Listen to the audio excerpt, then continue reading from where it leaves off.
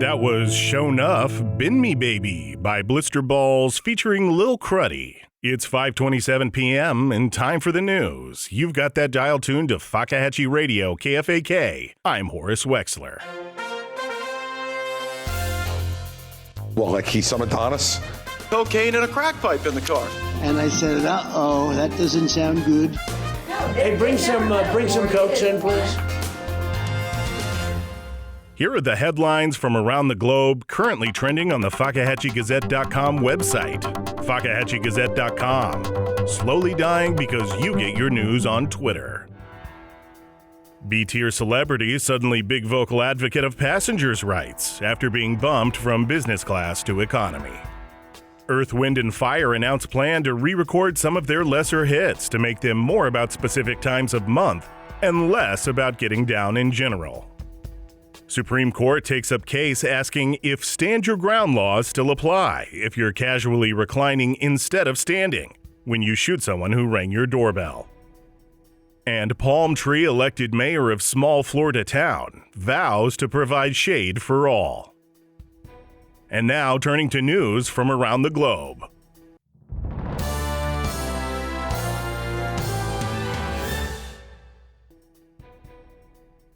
Did you not write up any news from look, there's got to be news happening around. That Ukraine thing is still going on. And that's the news from around the globe.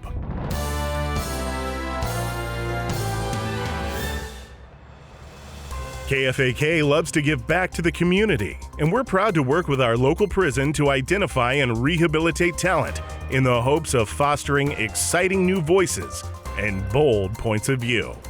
And now another special report from one of our currently incarcerated correspondents, Chad The Nightmonster Malloy, about his life behind bars.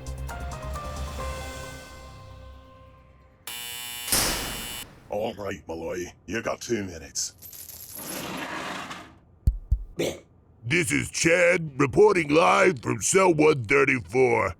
It's a sad day here. I had a friend named Charlie. Charlie was always there for me. I like to share my food with him. He always appreciated that.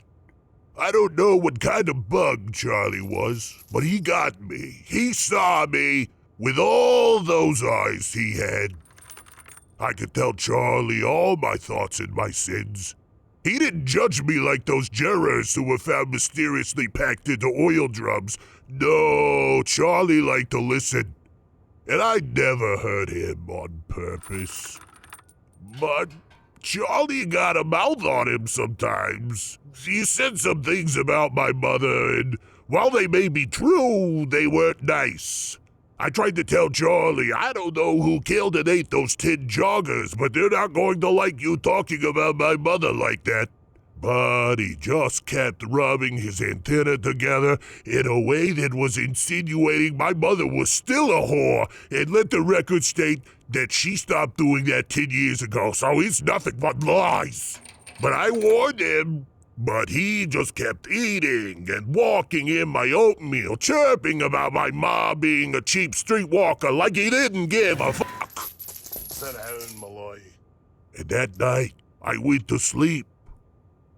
Woke up the next morning, nothing but legs. Rest of Charlie was gone. This place is full of bad people, but some sick son of a bitch broke into my cell and killed and ate Charlie for what he said about my mom. He didn't deserve it.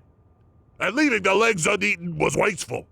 So look out, Fakahatchee. Don't make me get the taste. There's a lunatic out there. And locked doors can't stop him. That's all from cell C-134. I'm Chad Malloy. Okay, thank you very much, Night Monster. Parole can come too soon. Can't come too soon. I meant to say can't. Moving on. And now turning our attention to the U.S. news. America. While you always see him smiling and hopping in cartoons, DanZ, the world's most famous kangaroo, isn't smiling now, as negotiations with the state of Florida have ended without a resolution. The company turned country on the back of a cartoon kangaroo, remains terse and steadfast in the declaration that it's a sovereign nation, and that the U.S. president, governor, or any other American official has no power there. KFAK reporter and bon vivant Chuchi Bonhomme is there at this hour to cover this story. Chuchi, thanks for joining us. How does the situation look currently from where you are? Thank you, Horace. Tensions remain high between DanZ Universe and the state of Florida, and it's not currently clear how much higher they can go. The governor issued a request for the National Guard, which was approved by Washington, D.C., and they've now been mobilized and positioned just outside DanZ's border, which was previously known as Parking Lot Walla B. Many of the soldiers are looking longingly past the parking garage at the giant Ferris wheel filled with tourists, and I'm told 1 or 2 DanZ snipers. Its continual turning, a reminder to everyone who lays eyes on it of all the good food and great rides, and 1 or 2 shit rides for babies just on the other side of those gates. But instead, they and I are standing outside the parking garage waiting for something. Anything.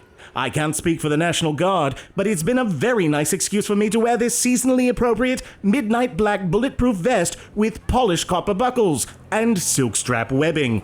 It looks quite smart, Horace, and perhaps a bit like I'm ready for a rumble. Speaking of rumbling, Chuchi, the rumor mill has been churning, and there's been some rumors swirling around the UN that DanZ may now possess nuclear weapons. Have you heard or seen anything along those lines since you've been there that might give credence to these rumors?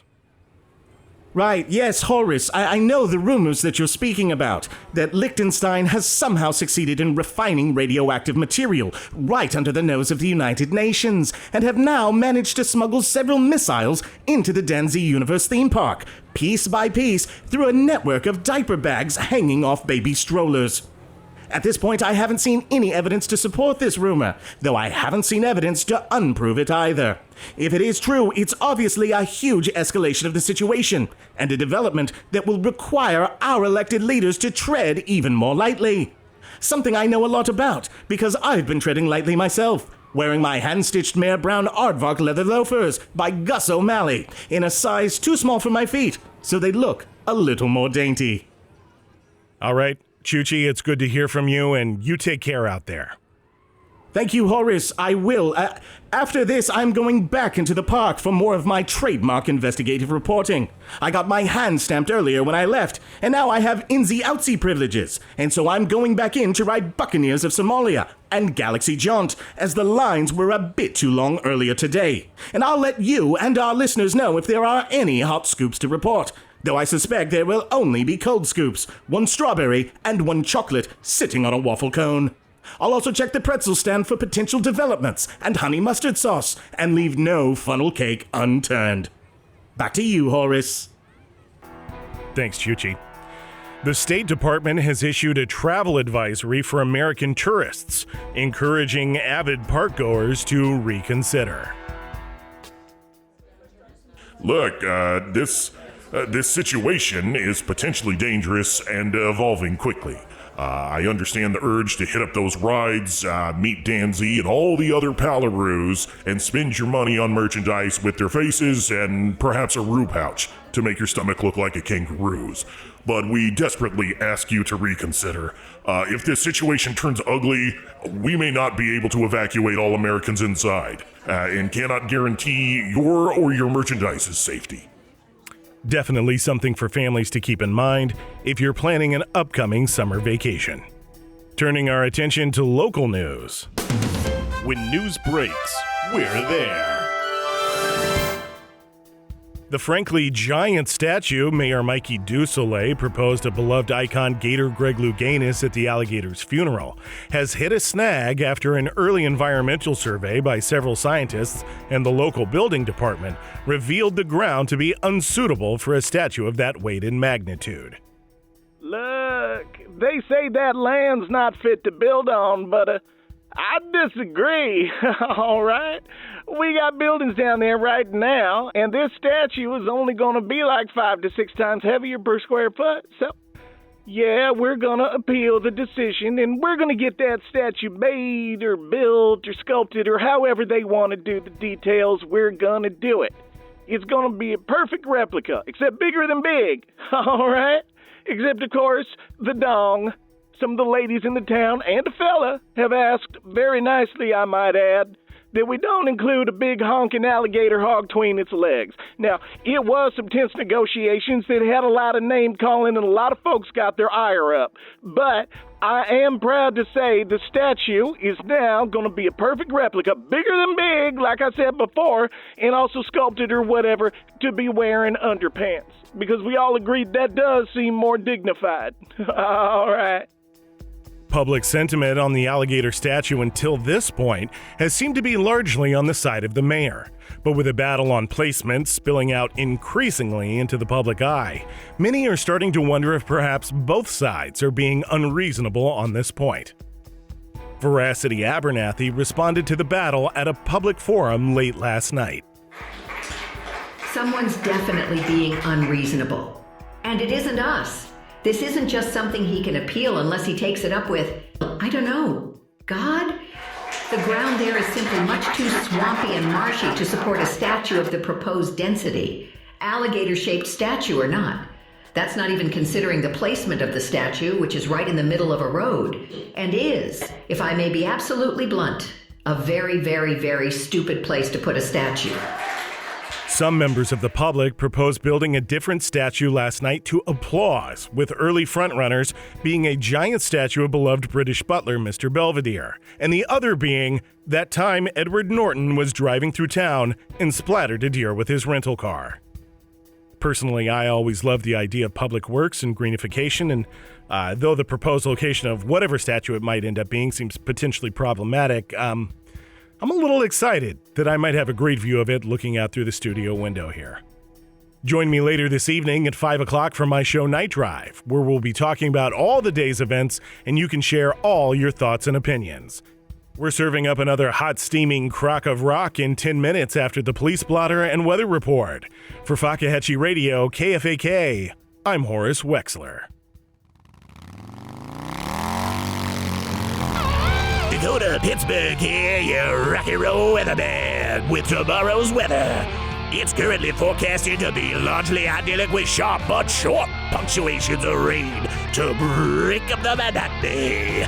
Temperatures will range from the warmer than the usual warm to not so hot as to be much too hot. It's gonna be a real strutter of a day out there, so all you cats and kittens better grab your shades. This is the Fakahatchee Police Blotter for June 30th, 2023. All times are assumed to be 5 o'clock Fakahatchee time, but are recorded in U.S. Standard Time. Pronouns are assumed, but not necessarily correct. 1:31 a.m. Officers were called to the Soak and Suds, where Paul A. was apprehended with pocketfuls of uncontained laundry soap he claimed he'd brought from home. He was released when he showed the officers the long trails of soap leading to his house. 1:51 a.m. Officers observed Cass Stormer pushing an intoxicated man dressed in a shark onesie using a shopping cart. Officers thanked Stormer for being the designated pusher and handed out one get-out-of-jail-free card. The man-shark was not disturbed, but was subsequently fallised with a permanent marker. 2:53 a.m. During a sting operation, deputies observed Denny Flowers attempting to hire an undercover officer as a hitman to absolutely destroy those birds that wake me up every morning outside my window. He was remanded over to the local branch of Crow Patrol. 4:11 a.m. Officers called to captains to respond to a disturbance. On site, Drew Inns was found holding a waitress hostage with a scratchy piece of toast, yelling his eggs weren't runny enough. Officers agreed, and the plate of eggs was sent back to the kitchen. 4:15 a.m. Officers called back to captains to respond to a disturbance. At location, Alan Jordan was discovered holding the hostess hostage at Toast Point, clamoring his eggs were too runny. Officers agreed. Chef was discovered to be an 8-year-old runaway with fake beard standing on tin cans and was returned to his family. 5:02 a.m. Mike Kittless was arrested after his invention of battle hopscotch would take 2 lives and injure more than a dozen in a craze that was described as fascinating and a thing people were absolutely okay with until the battle hopscotch governing body president, Kyle Decker, was discovered to be absolutely corrupt. 5:32 a.m. Matthew Holt received a verbal warning after he used 2 blueberries as eyes and said 2 strips of bacon on his pancakes for a mouth. Holt said any derogatory language used against the police was Jimmy Pancake Head and not him. But officers are pretty sure they saw Holt's mouth moving and reasonably sure pancakes cannot become sentient, even if they get their powers from syrup, like Holt claimed. 6:32 a.m. A witness observed Luke Moore leaping out of a broken window at Hair, There, and Everywhere, a salon for ladies, with a very full and apparently very light black trash sack. Mr. Moore was heard yelling, "Don't you stop me. I need all this for a thing I'm doing." 7:26 a.m. Jennifer Long was questioned by a deputy about whether smoking a banana peel could get you high. Miss Long replied she didn't know, but did show the deputy how to make a candle out of an orange rind, which he described in his report as kind of cool. 8:43 a.m. Brandon Emmerich called the station to report a new type of bird he had found. Officers responded, "That's not a thing you can just do," but then were impressed. When on scene, it was revealed to be a new type of bird that walks on 4 legs and has a beak the length of a machete. 8:52 a.m. After DNA testing the offending samples, officers arrested Don Chewy 27 and Mark Bernard for leaving what they laughingly referred to as brown pickles on a local pickleball court. The court is undergoing biohazard cleaning procedures and is expected to reopen later this week. 9:12 a.m. Zoe Valor called 911 to report a runaway. Upon further questioning, the runaway was revealed to be a beloved turtle named Milky. Deputies quickly authorized a search, and Milky was discovered hitching a ride on top of a next-door neighbor's lawnmower and was returned to its concerned owner. 9:53 a.m. Deputies handcuffed Elias Henriksen and told him to think about what he had done after being caught in full snow gear running back and forth through the Dairy Queen drive-thru, slapping any purchased Blizzard out of a customer's hand. 10:02 a.m. Carrie Shaw was arrested for running a robocaller that, upon answering the call, would inform female residents that they'd look spectacular with a short pixie haircut, a statement deemed wildly untrue in most cases. 10:26 a.m. Ben Condell was arrested for selling bootleg Gator Greg funeral t-shirts. T-shirts were ruled as having a poor likeness of Gator Greg upon closer inspection, and were packaged up along with several pounds of Philadelphia Eagles Super Bowl champion t-shirts to send to Africa. 11:36 a.m. Deputies were called to a dispute at Hank's Old Arby's, where Sean Considine was delivering a petition to bring back the Boomer Brawl. Deputies agreed that it should come back and there was nothing technically illegal about delivering a petition, but requested he not wrap future petitions around a brick to deliver. 11:42 a.m. A judge ruled against a man only known as Mark and his personal Declaration of Independence by tearing the paper he had written it on several times and throwing it in the air like confetti, thus voiding any basic and inalienable rights Mark's handwritten document gave to hermit crabs. 12:06 p.m. Martin Cox asked a deputy if he wanted to see a dead body, and the deputy said sure, and then they went into the woods and poked it with a stick for a while, and came back with a new perspective on life. 12:15 p.m. Jake Croker was observed purposely sneezing on the all-you-can-eat shrimp cocktail bar at Sneeze to discourage folks from partaking and possibly saving future shrimp from hitting the ice. On arrival, deputies asked Mr. Croker to leave, but when he didn't, shrugged as technically there's no statute against it. Several of Sneeze's customers, including Ron Bandish, were said to have shrugged and grabbed a plate mumbling something about how no one is going to stop me from getting the shrimp I paid for. 12:24 p.m. Mark Adamczyk was forced by military police to pick up his shovel again and refill what he had started after General Montauk declared his tunnel straight through the center of the earth to China a potential security risk that far outweighed any strategic value it might have. 1:07 p.m. Tim Bland was discovered floating face down in a swamp by the side of the road. When officers waded toward his body, he loudly yelled that he did not want to be disturbed during his swamp siesta and yawned loudly. 1:47 p.m. Chris Crafty was observed throwing garbage through an open storefront window. Crafty described his actions as throwing trash into the portal. After discovering multiple cans of several different flavors of scud on the floor of his vehicle, deputies deemed Crafty was having a scudtosic episode and was taken to a nearby medical facility. 3:16 p.m. Michael Nichols was discovered by a deputy who described him as wearing incredibly hairy pants. Just real hairy. Were they made of hair? And if so, whose hair? I don't know. I didn't want to get close enough to ask. though Mr. Nichols seemed incredibly pleased with himself. 3:21 p.m. At the request of a local burger restaurant, officers arrived at the home of David Santos to speak to him about his cyberbullying of the Florida Fat Fatty Patty, a burger patty in swim trunks and sunglasses, holding a surfboard that he had referred to on Facebook as not beach ready, having big nerd energy, flatter and less appetizing than the surfboard it holds, and it currently looks as bloated as if it had washed ashore after floating in the ocean for 3 days after being hit in the head with its surfboard and drowning. 4:12 p.m. John Yard Dog was arrested for doing a skateboard jump so incredibly sick. The observing officer described it as a potential public health risk. While Mr. Yard Dog remains quarantined for the time being, he also awaits sentencing for doing a set of BMX stunts so dope, the DEA felt compelled to open an investigation and prosecute all who saw it.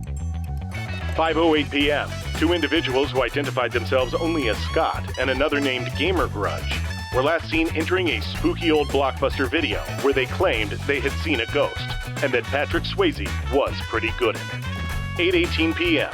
Harry Ryder was questioned about the flamethrower on his property after being observed flaming seagulls he claimed were asking for it. Ryder claimed it was a personally licensed flamethrower and showed his concealed carry license.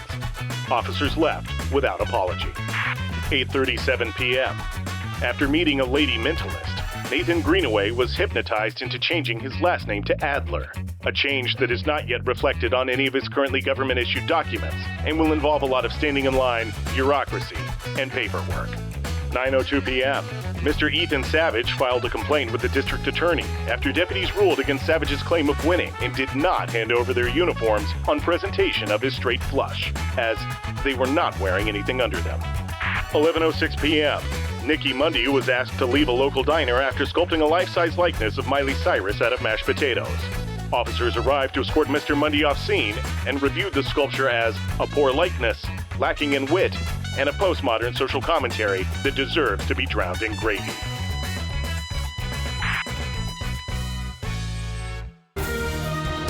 Fakahatchee Radio. Still American for now.